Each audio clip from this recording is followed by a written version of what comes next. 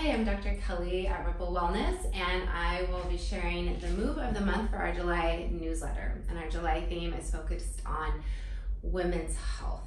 So one of the things I think we don't appreciate enough when it comes to health in general is circulation. We often lead very sedentary lifestyles. We don't get a lot of circulation, especially in our pelvis. And the pelvic region is really important for women's health. That's where some of our really important organs are: our uterus, our ovaries, parts of our intestine, our bladder. So bringing circulation to those organs can be a really important part of healing or preventing disease.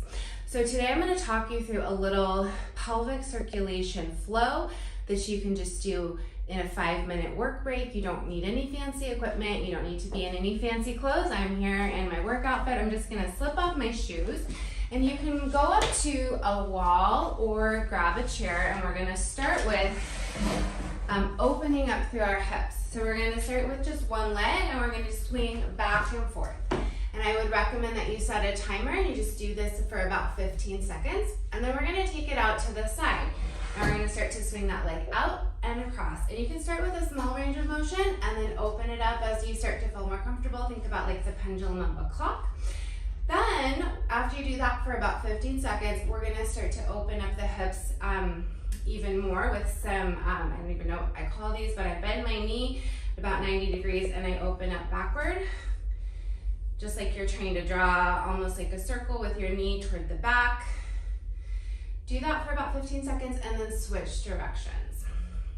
And then you're just gonna move the chair over and you'll repeat that on the other side. So now that you've got some blood flowing in the hips, we're gonna do a little bit of dynamic movement here to open up the hips even more and open up the backs of the legs, the hamstrings.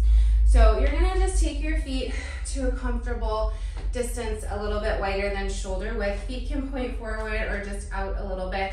We're gonna come down into a squat, and don't worry if you can't get really low. You can even roll up a yoga mat under your heels for some support. You're gonna squat down, and you're gonna hold onto your legs somewhere. It might be your toes, it might be your shin, it might be just under your knees. You're opening up your hips here, and then you're gonna fold forward and pull down. You're opening up your hammies when you do that. So you squat and fold. And squat and fold, and do that again for about 30 seconds. Then we can get down on the floor and do some 90-90s. So you're gonna take your knees and have a 90-degree angle between your knee and your hip and your knee and your ankle. You can have your hands behind you and you can just sit here and hold. And then when you feel comfortable, you can switch.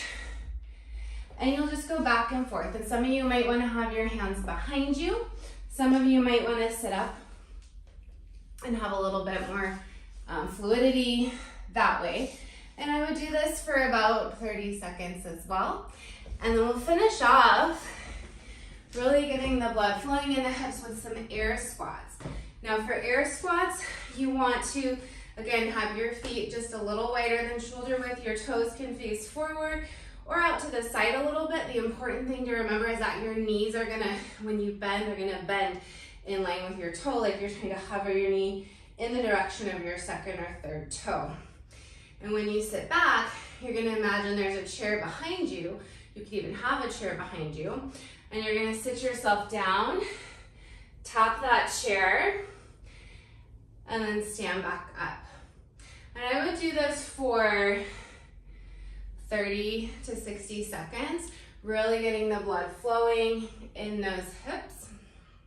And then finally, start to do some big hip circles, taking the hips around town, again, about 15 seconds in each direction. So you're gonna get your heart rate up a little bit. That's a sign that your blood's flowing. You'll have place allotted in the end on these tissues, a little bit of stretching, a little bit of mobility, and a lot of circulation, not just of the blood, but also the lymph and even the interstitium. All right, enjoy.